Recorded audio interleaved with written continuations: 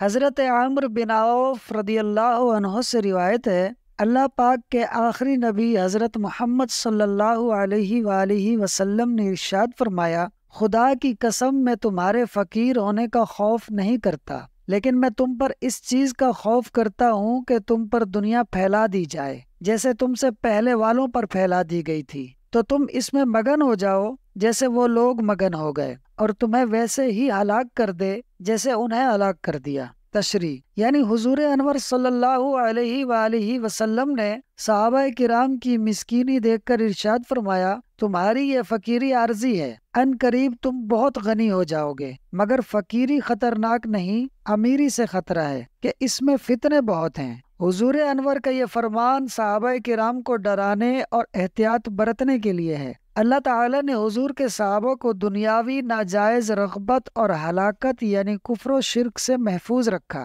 وہ حضرات بادشاہ اور امیر ہو کر بھی دنیا میں نہیں پھنسے۔ حضرت عمر رضی اللہ عنہ کے پاس اپنی خلافت کے زمانے میں ایک ہی کرتا تھا جسے دھو دھو کر پہنتے تھے، حالانکہ لاکھوں مربع میل کے حکمران تھے۔ حضرت ابو بکر رضی اللہ عنہ کے کفن کے لیے گھر میں کپڑا تک نہیں تھا، آپ کے پہنے ہوئے کپڑے دھو کر انہی میں آپ کو کفن دیا گیا، حالانکہ آپ کی شان یہ ہے کہ آپ مسلمانوں کے خلیفہ اول تھے۔ حضرت علی رضی اللہ عنہ نے اپنے زمانہ خلافت میں فرمایا کہ میں اپنی تلوار فروخت کرنا چاہتا ہوں کہ آج گھر کا خرچ چلا سکوں، حالانکہ آپ داماد رسول اور اسد اللہ یعنی اللہ کے شیر تھے۔ یہ حضرات امیری میں بھی فقیری کر گئے، اور ایک ہمارا حال ہے کہ دنیا دل سے جاتی ہی نہیں، جیسے ہمیں کبھی مرنا ہی نہیں۔ اللہ پاک ہمیں دنیا سے نفرت اور آخرت سے محبت عطا فرمائے، آمین۔ دوستو ویڈیو اچھی لگی ہو تو فاز سنو یوٹیوب چینل کو سبسکرائب کر لیں۔